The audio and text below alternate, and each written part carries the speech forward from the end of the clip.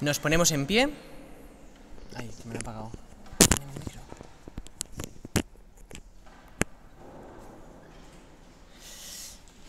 En el nombre del Padre, y del Hijo, y del Espíritu Santo. Amén.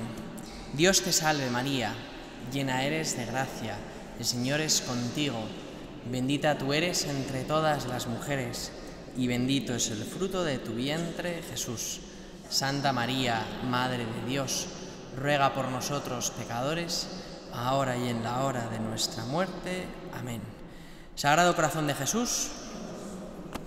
Bueno, pues perseveramos, aunque haya puente, aunque aquí perseveráis porque queréis formaros más en este amor mariano.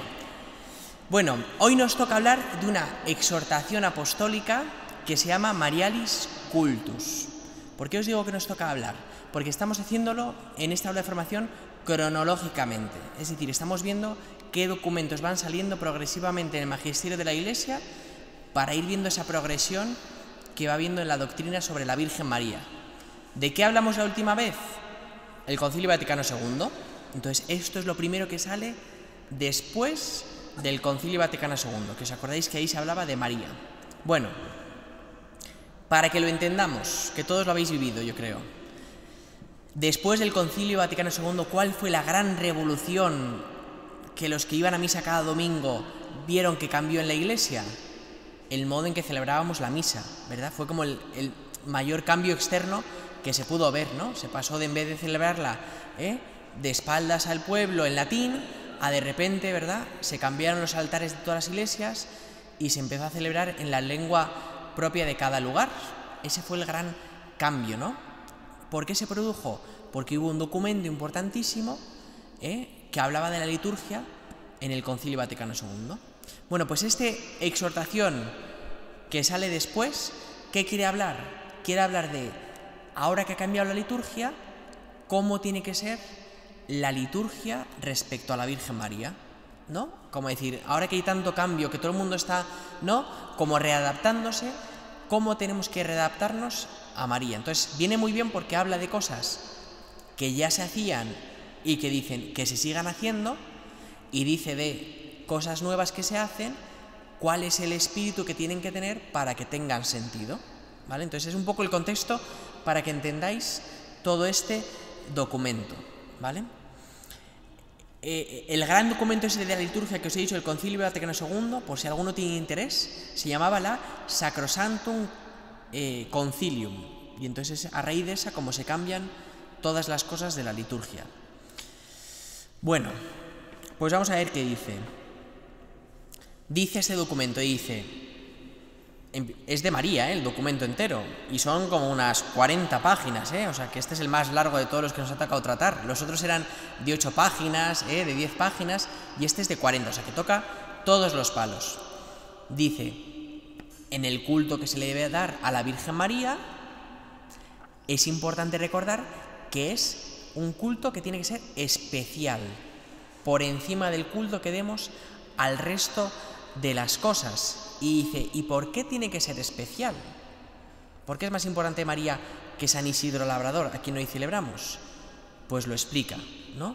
Dice, porque igual que María en el plan redentor de Cristo tuvo un lugar especial, ¿no? Porque gracias a su sí nació Cristo, no fue cualquier persona, sino que gracias a su sí nació Cristo, pues dice, del mismo modo, el culto que le debemos dar a María tiene que ser por encima del culto que le damos al resto de devociones que tengamos. Pero, dice, subordinación al culto de Cristo y que gravite en torno a él. Es decir, que esté por encima del resto de criaturas, pero nunca separada de Cristo. Siempre ahí metida, ¿vale?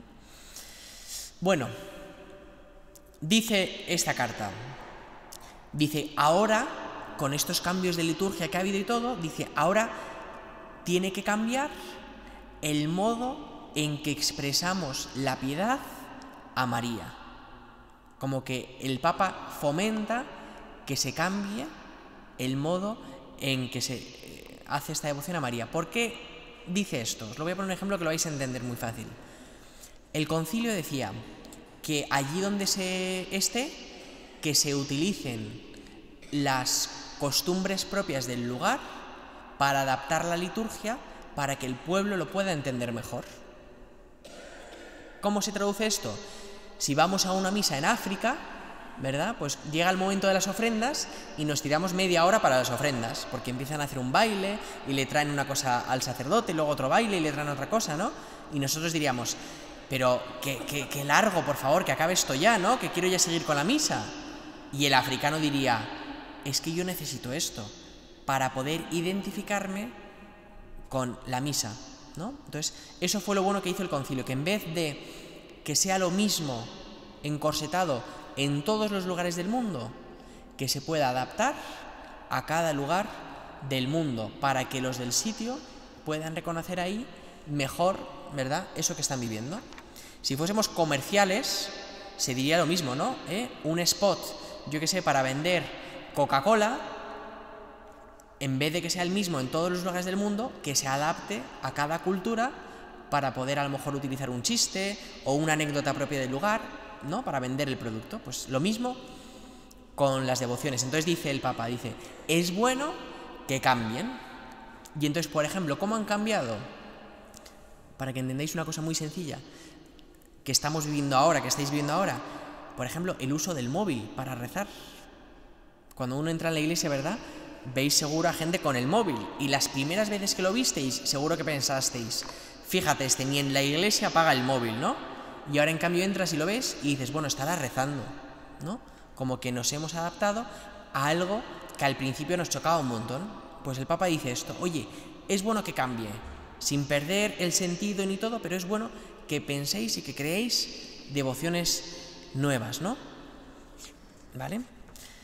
Bueno, primera parte del documento dice el culto a la Virgen en la liturgia. Entonces ahora vamos a repasar dentro de la liturgia, ese libro rojo que usamos siempre en el altar, ese se llama el misal romano, ¿no? Que ese es nuevo después del concilio. Entonces, la liturgia, la Virgen María en la liturgia, es decir, cómo los padres conciliares han metido a María en ese libro, para que cuando celebremos misa o cualquier acto litúrgico, ¿qué se habla o qué se dice de María? ¿Vale? Pues dice que tienen que decirse dos cosas. Tiene que haber un contenido doctrinal y un contenido pastoral. ¿Qué significa esto? Que si cogemos cualquier prefacio, cualquier oración a la Virgen, siempre habla de doctrina. Por ejemplo, ¿no? En la Virgen, tú que fuiste concebida sin pecado, ayúdanos a crecer en el amor. Pues ahí te ha metido doctrina, ¿no? Tú que fuiste concebida sin pecado, ¿no? Te habla de la Inmaculada Concepción. Entonces dice que siempre que aparezca María en la liturgia, tiene que aparecer con un contenido doctrinal, es decir, no simplemente que se la nombre, sino que se diga por qué se la nombra. Y un contenido pastoral, pues esto que hemos dicho, ¿no? Le pedimos algo a María, ese es el contenido pastoral al que se refiere. Entonces, el misal habla de las fiestas a la Virgen María. Después del Concilio Vaticano II, con esta reforma del misal, se introducen fiestas que antes no existían y se mantienen algunas que antes sí que existían. Podríamos hacer aquí un trivial ahora, a ver quién adivina qué fiestas, pero seguro que acertáis todas. A ver, el 8 de diciembre, ¿qué fiesta se celebra? Os la sabéis de memoria, Pues esa se mantiene y esa siempre se tiene que celebrar en Adviento.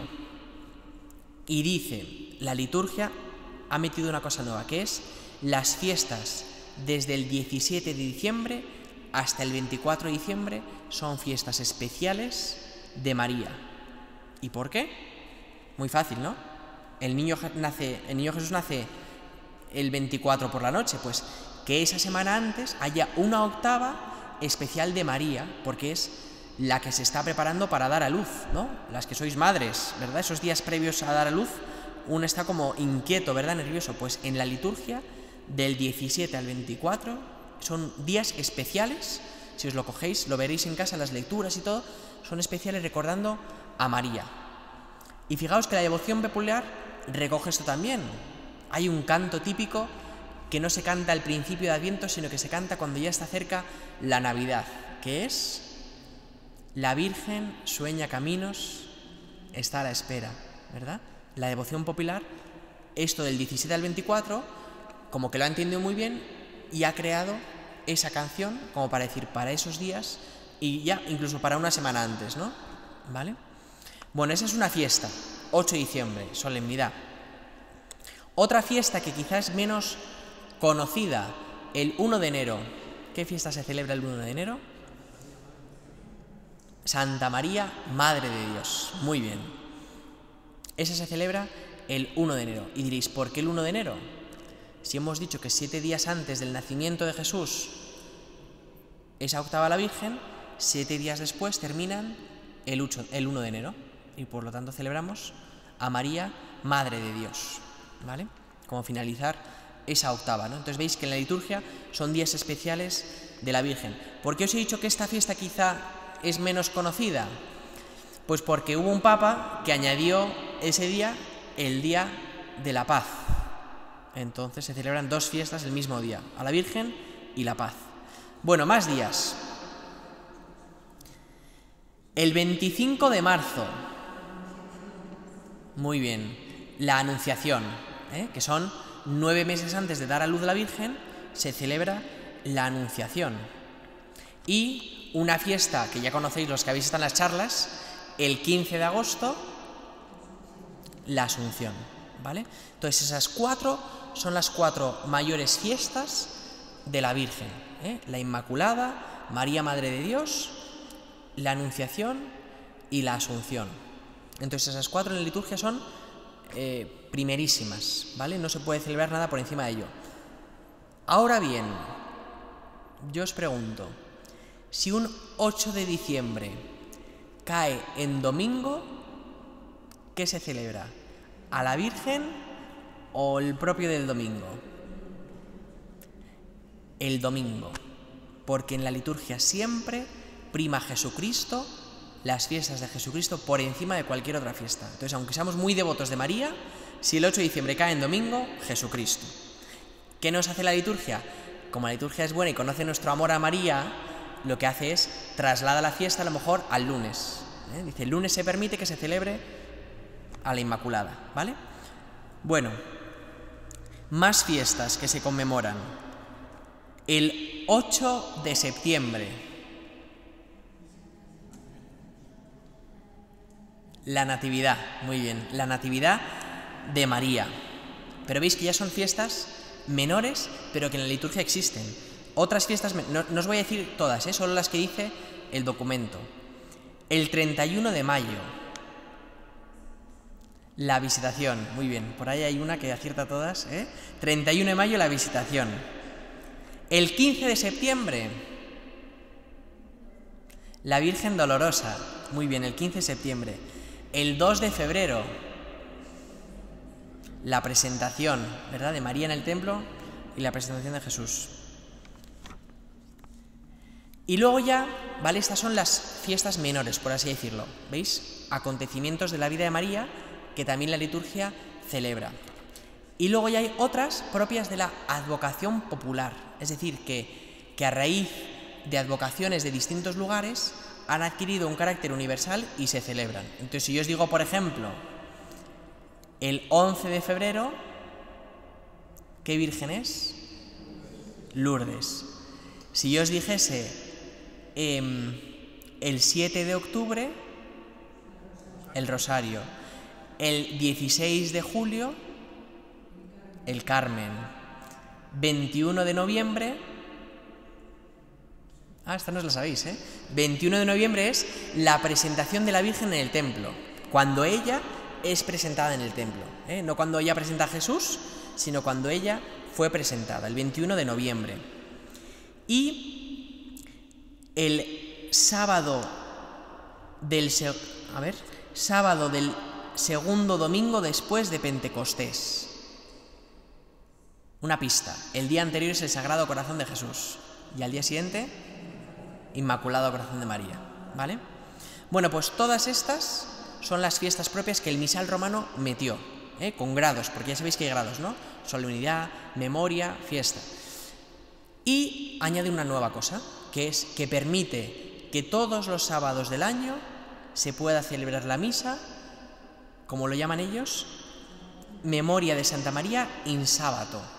Es decir, todos los sábados se autoriza a que los curas puedan celebrar esa misa. No es que se autorice, ¿no?, sino que se les impulsa un poco a que la celebren, ¿vale?, por devoción popular.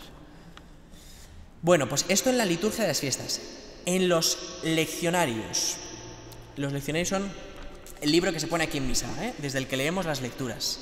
En los leccionarios también se introducen lecturas, ¿no? Se cambian todos los leccionarios y se introducen los ciclos litúrgicos para ir leyendo la Biblia y todo. Entonces, dentro de esas lecturas, ¿qué se hace? Se meten todas las profecías que hablan de María, todos los del Antiguo y del Nuevo Testamento que hablan especialmente de María, se introducen ahí, ¿vale? Y especialmente en los días de las fiestas de María, ¿vale? O sea que en los leccionarios también se adaptan a estas fiestas. Bueno, esto es en la liturgia, en el misal romano, ¿vale? Segunda sección de la liturgia, dice: la Virgen, modelo de la Iglesia en el ejercicio del culto. Es decir, ahora el documento nos habla de cómo María es modelo para nosotros a la hora de rezar, de venir a misa, de todos los actos litúrgicos, como ella es modelo para nosotros. Y entonces dice algunas cualidades que la caracterizan. La primera cualidad, dice: virgen oyente. María es modelo para nosotros para oír, para aprender a oír mejor. San Agustín habla de ella y dice: la bienaventurada Virgen María concibió creyendo al Jesús que luego dio a luz creyendo. Es decir, que primero le dio luz por la fe y después le dio luz en acto, ¿no? Entonces María para nosotros es modelo para acoger la palabra de Dios, para escucharla. Y por eso a la hora de rezar tenemos pues que aprender de ella, ¿no? Virgen orante es el segundo modelo, ¿no? Primero es virgen oyente, ahora es virgen orante, la virgen que reza. Para nosotros María es modelo de oración. Y entonces pone 3 pasajes de la Biblia donde María es modelo de oración. El primero es el Magnificat, que es claro, ese canto que hace Dios, ¿no? Proclama mi alma la grandeza del Señor. Esa oración en voz alta de María para nosotros es modelo de cómo tiene que ser nuestra oración. El segundo pasaje de la Biblia es las bodas de Caná, cómo María ora a Jesús, le pide a Jesús el milagro. Y por eso de María tenemos que aprender a pedirle a Jesús, a rezarle y con esa confianza que María tuvo en Jesús. Y el tercer pasaje de María como orante es de los Hechos de los Apóstoles, donde se dice: los apóstoles perseveraban unánimes en la oración juntamente con las mujeres y con María, madre de Jesús, y con sus hermanos. Es decir, que los Hechos de los Apóstoles narra cómo, tras la resurrección de Cristo, cómo siempre se reunían en torno a María para rezar. Y por eso María tiene que ser para nosotros también modelo de cómo rezar todos unidos. Virgen oyente, virgen orante, virgen madre. Y dice lo siguiente el texto, que viene del concilio, es lo mismo, se cita lo mismo que en el concilio, dijimos. Dice: María, al igual que la Iglesia, los pone en comparación, se convierte ella misma en madre, porque con la predicación y el bautismo, la Iglesia engendra a una vida nueva, a inmortales hijos de Dios, concebidos por obra del Espíritu Santo y nacidos de Dios, ¿no? Se pone el ejemplo de cómo María dio a luz al Hijo de Dios por obra del Espíritu Santo, pues la Iglesia, a imitación de María, da a luz a nuevos hijos a través del bautismo, ¿vale? Más, dice, virgen oferente. Tenemos que aprender de la Virgen a ofrecer a Dios. Y pone pues 2 ejemplos muy claros. María, cuando presentó al niño en el templo, ¿verdad? Eso que era simplemente un acto pues como de tradición, en María adquiere mucho sentido, porque ella está ofreciendo al niño y se le aparece Simeón y le dice: a ti una espada te traspasará tu alma. Y dices, claro, María ofrecía a su niño sabiendo todo lo que iba a pasar, ¿no? Como diciendo, yo, aun sabiendo que esto va a ocurrir conmigo, lo quiero ofrecer, ¿no? ¿Y cuál es el segundo ejemplo que ponen? Pues en la cruz, ¿verdad? Y pone el paralelismo de cómo María en la cruz ofreció a su hijo y cómo en la Eucaristía nosotros tenemos que también ofrecer a Dios. Dice lo siguiente: la Iglesia ha percibido en el corazón de la Virgen que lleva al niño a Jerusalén para presentar al Señor una voluntad de oblación que trasciende el significado ordinario del rito. Bueno, he leído otra cosa, Pero vamos, que la Iglesia sigue ofreciendo en la Eucaristía a Cristo, igual que María ofreció a su Hijo en la cruz, ¿vale? Ese es el paralelo que hace el texto. Bueno, otro adjetivo más que se le da a María. María, maestra de la vida espiritual para cada uno de los cristianos. Entonces aquí no explica por qué es maestra de vida espiritual, pero lo entendemos todos, ¿verdad? Gracias a María aprendemos a rezar y de su mano, ¿verdad? Con las 3 Ave Marías de cuando éramos niños o tal, ¿no? Siempre ella ha sido como nuestra maestra en la oración. Bueno, pues hasta aquí termina la primera parte del documento, que es de el culto, ¿no? Hemos leído el culto en la liturgia a María. Segunda parte, son 4 partes, pero la cuarta es muy cortita. Segunda parte, se titula así: por una renovación de la piedad mariana. Entonces, ¿qué va a decir ahora el documento? Va a dar criterios para que nuestra devoción a María esté bien hecha y no pierda el norte, no pierda el sentido. Entonces, las pautas que va a dar ahora es para garantizar que el culto que demos a María siempre sea bueno. Primera pauta, dice así: nota trinitaria, cristológica y eclesial en el culto de la Virgen María. Entonces, ¿esto cómo nos lo comemos? Lo de la nota trinitaria. Pues, por ejemplo, el Papa lo hace de un modo muy, muy fácil, ¿no? Muy sencillo. Cuando reza el Ángelus en la plaza de San Pedro, al acabar el Ángelus muchas veces reza el Gloria 3 veces. Y uno piensa, ¿pero para qué lo hace si ya hemos rezado el Ángelus, no? Dice, pues para simbolizar que nuestro culto es al Padre, al Hijo y al Espíritu Santo, ¿no? Como para no olvidarnos de ellos, que son a quien realmente rendimos culto, ¿vale? Y entonces recuerda, os lo voy a leer por leer algo del texto, porque si no, para que veáis que no os miento, que estoy intentando transmitir lo que está aquí puesto. Aquí va a explicarnos cómo María ocupa el puesto más alto después de Cristo. Dice así: es necesario, además, que los ejercicios de piedad mediante los cuales los fieles expresan su veneración a la Madre del Señor pongan más claramente de manifiesto el puesto que ella ocupa en la Iglesia, el más alto y más próximo a nosotros después de Cristo. ¿Vale? Bueno, segundo aspecto, ¿no? El primero era la nota trinitaria. El segundo aspecto dice 4 orientaciones para el culto a la Virgen: orientación bíblica, litúrgica, ecuménica y antropológica. ¿Qué significa esto? Que en el culto a María siempre tiene que haber estas 4 notas, ¿no? Impronta bíblica.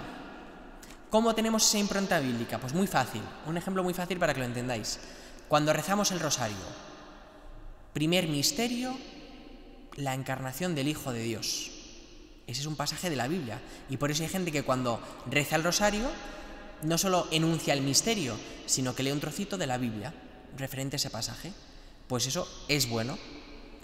¿Por qué? Porque nos ayuda a tener ese carácter bíblico en nuestra devoción mariana, ¿vale? Aquí está Miguel Ángel, nuestro gran rezador del rosario. No significa que haya que hacerlo todos los días, pero sí, esto nos ayuda. Por eso, en el mes de mayo, ¿no? O en una fiesta especial, ese día rezamos un poquito más, ¿no? De la Biblia para dar este carácter bíblico. Después dice, carácter bíblico, carácter litúrgico. 2 actitudes que pueden poner en peligro la devoción a María. Dice el primero, os lo voy a leer. En primer lugar, la actitud de algunos que tienen cura de almas y que, despreciando a priori los ejercicios piadosos que en las formas de vida son recomendados por el magisterio, los abandonan y crean un vacío que no prevén colmar. Entonces, primera actitud negativa, nos habla los curas, ¿no? Los que tenemos cura de alma. dice que no despreciemos la devoción que el pueblo tiene a la Virgen María. Si lo dice el concilio es por algo, ¿vale? ¿Por qué puede ser? Pues porque a lo mejor en muchos lugares del mundo se despreciaba esa devoción popular, ¿no? Bajo capa de no, la liturgia es más importante que la devoción popular, ¿eh? Pues eso es muy importante. Por ejemplo, Romano Guardini, que es un autor alemán justo antes del Concilio Vaticano II, súper famoso, escribió un libro que se llamaba El espíritu de la liturgia, que restauraba un poco todo el sentido de la liturgia y todo. Y entonces los grandes liturgistas del mundo le admiraron. ¿Qué hizo Romano Guardini? Al año siguiente escribió un libro que se titulaba Via Crucis. Entonces era un libro simplemente de meditaciones sobre el rezo del Via Crucis. ¿Y qué hicieron todos los liturgos del mundo? Le despreciaron después de ese libro. Porque dijeron, ¿cómo puede poner al mismo nivel la liturgia que una devoción popular? Entonces, para que entendáis que eso, antes del concilio, era la sensación que había en los teólogos. Y por eso es importante que esto lo diga el concilio, como para decir, oye, la devoción popular no es menor que la liturgia. No hay que despreciarla, ¿vale?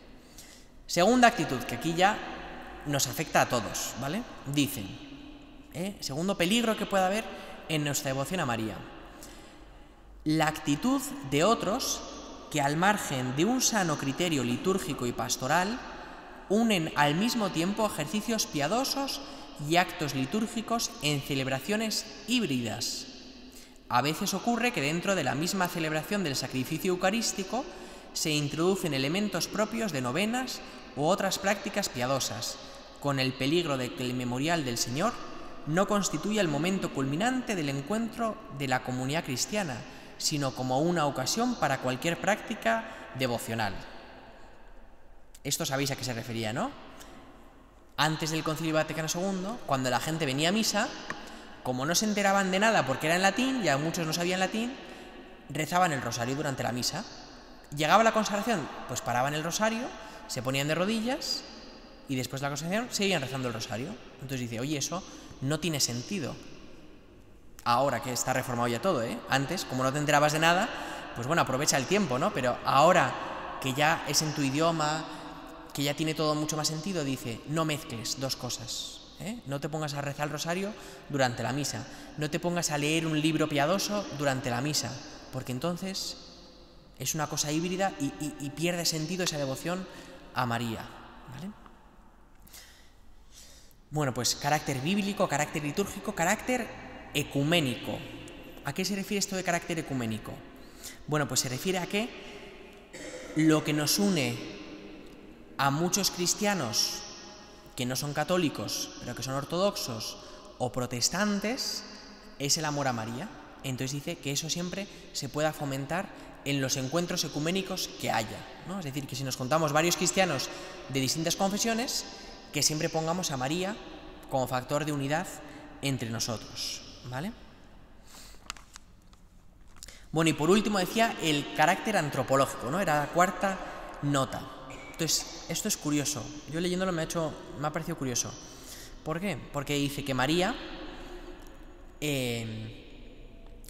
era una ama de casa, ¿no? Con las costumbres propias de su época, que era, pues ya sabéis, ¿no? Que la mujer era despreciada, ¿no? Que no podían predicar, que no podían tal. Entonces dice, claro, si María es modelo para nosotros, dice, también es modelo de humanidad, pero que no se entienda que todas las mujeres tienen que parecerse a lo mismo que vivió la Virgen María, porque entonces perdemos el norte, ¿no? ¿Vale? No sé si me explico, o sea, que María, entonces por eso lo aclaro, entonces os lo voy a leer, ¿vale? Para que se entienda esto que acabo de explicar.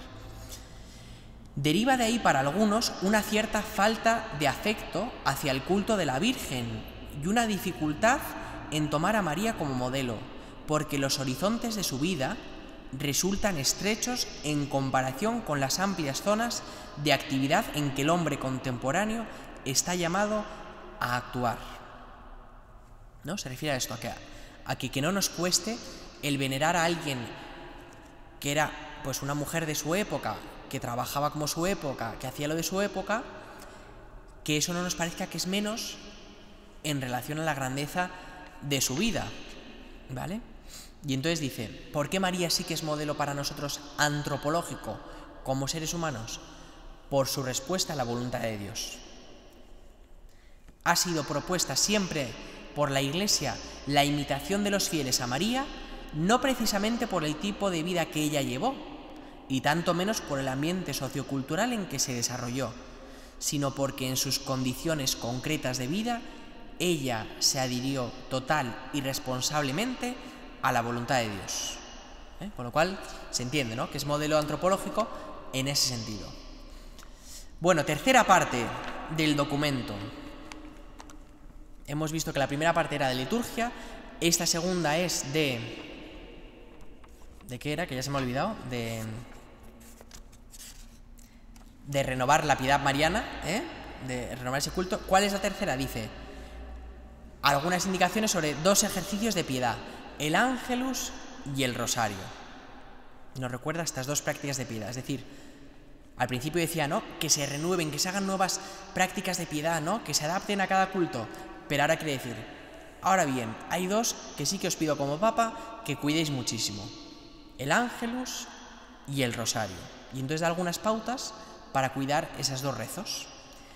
El Ángelus dice que se mantenga su rezo acostumbrado donde y cuando sea posible. Y dice, el Ángelus no tiene necesidad de restauración. Como diciendo, esa práctica de piedad no hay que renovarla, ya está perfecta. ¿Por qué está perfecta? Porque si os fijáis, tiene un carácter bíblico, ¿no? El ángel del Señor anunció a María y concibió por gracia del Espíritu Santo. Se recuerda un pasaje de la Biblia, ¿no? Entonces, por eso que no sea renovada. Está bien como está el rezo del Ángelus. Del Rosario, en cambio, ¿qué nos dice del Rosario? Dice, bueno, primero explica que la devoción al Rosario ha sido puesta en el magisterio y repetida durante siglos y siglos y siglos. Por lo tanto, se ve que es buena, que ha hecho mucho bien y que no se piense que es cosa del pasado. Porque fijaos, ¿no? Cambia todo, cambia el idioma de la misa, cambia el no sé qué. Entonces se puede pensar que el Rosario es algo arcaico, ¿no? Como diciendo, bueno, eso era antes, ahora vamos a renovar las cosas de piedad. Dice, no, el valor del Rosario siempre se ha dicho que es buenísimo, por lo tanto, que se siga manteniendo, ¿vale? Recuerda cómo en el Rosario se lee el Evangelio, por lo tanto, tiene ese carácter bíblico que es tan importante. Y dice que el rezo del Rosario tiene otro elemento importantísimo, que es la contemplación. Dice, sin la contemplación, el Rosario es un cuerpo sin alma y su rezo corre el peligro de convertirse en mecánica repetición de fórmulas y de contradecir la advertencia de Jesús.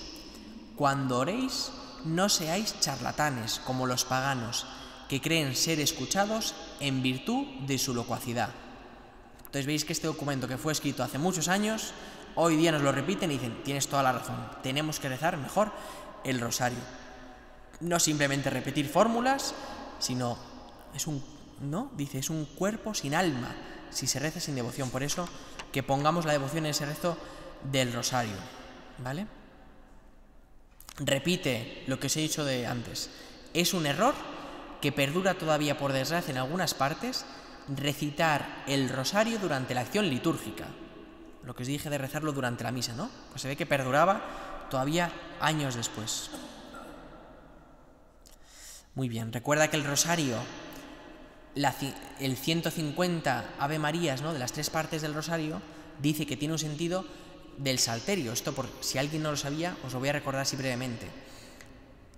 En el Salterio, en la Biblia, hay 150 salmos, y por eso cuando se compuso el Rosario se pusieron 150 Ave Marías, para que el pueblo llano, que no sabía leer en latín los salmos, pudiese, al rezar los 150 Ave Marías, unirse a los monjes que cada día rezaban los 150 salmos. Entonces, por eso, esa cifra de 150 tenía ese origen. Pero ya sabéis que San Juan Pablo II nos la cambió y metió la cuarta parte del Rosario, por lo tanto, eso ya nos la ha cambiado. Pero originalmente tenía ese sentido. Y dice, especialmente se recomienda el rezo del Rosario en familia. Y los papas posteriores lo han recordado continuamente, que se rece el Rosario, si puede ser, en familia. Muchos de vosotros, ¿verdad? Es imposible que lo recéis en familia. Pues la familia es esta, la iglesia. Por eso, quien no pueda rezarlo, pues oye, por eso lo rezamos aquí en la parroquia. No porque sea una oración tan complicada que la gente no la pueda hacer en casa, ¿verdad? Porque mira que es sencilla, sino porque precisamente quiero rezarla en familia. Por eso mi parroquia también es mi familia, ¿vale? Pues ahí termina, luego viene ya la conclusión, que de la conclusión yo no he sacado nada, porque repite todo. Así que hasta aquí este documento de la Marialis Cultus. ¿Dudas o preguntas? Pues nada, San Isidro, a bailar un chotis hoy por la noche. ¿Dónde? ¿Cuándo dices? ¿En qué año? Pues a ver si te lo encuentro, a ver si lo pone al final. El 2 de febrero de 1974. O sea que ha llovido ya. 55 años. No, menos, 45 años desde que se escribió. Pues nada, nos ponemos en pie y rezamos a nuestra Madre. Dios te salve María, llena eres de gracia, el Señor es contigo. Bendita tú eres entre todas las mujeres, y bendito es el fruto de tu vientre, Jesús. Santa María, Madre de Dios, ruega por nosotros pecadores, ahora y en la hora de nuestra muerte. Amén. Ave María Purísima. El martes que viene descansamos, y dentro de 2 ya terminaremos con María. Buenas noches.